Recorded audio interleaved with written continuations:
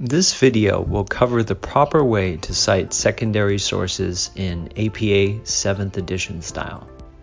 By the end of the video, you will understand what secondary sources and indirect citations are, learn how to cite secondary sources in in-text citations, and how to cite secondary sources in your reference list. Let's now dive deeper into understanding what we mean by secondary sources and indirect citations. A primary source reports original content or first-hand information. In contrast, a secondary source refers to content that was first reported in another source. Some common examples of secondary sources include textbooks summarizing research findings, review articles synthesizing multiple primary studies, newspaper or magazine articles reporting on a study.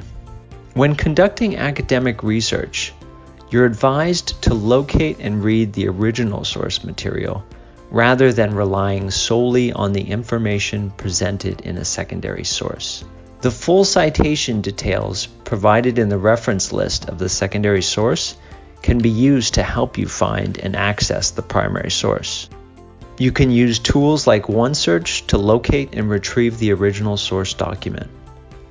This allows you to analyze the primary information directly, rather than simply accepting the interpretations or summaries from the secondary source.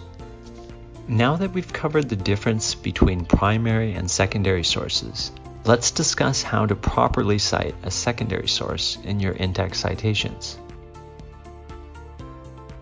For example, let's say you're reading an article written by Lyon et al., published in 2014, and they cite a study by Rabbit from 1982.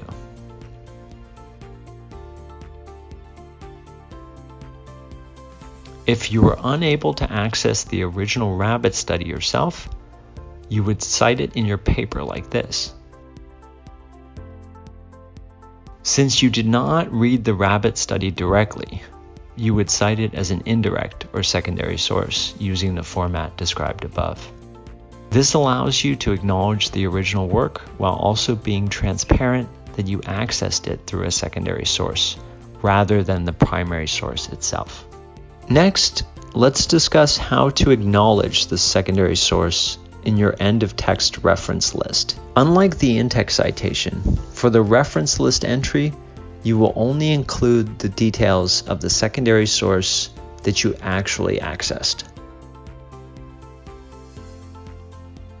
This means you should not include the primary source, such as the Rabbit 1982 study, in your reference list, since you did not directly consult that original work. Remember, the in-text citation should acknowledge both the original primary source and the secondary source you used, whereas the reference list entry should only include details for the secondary source you referenced. You can refer to the APA-style 7th edition library guide from the Hong Kong Baptist University Library for a comprehensive guide that covers the key conventions of APA citation.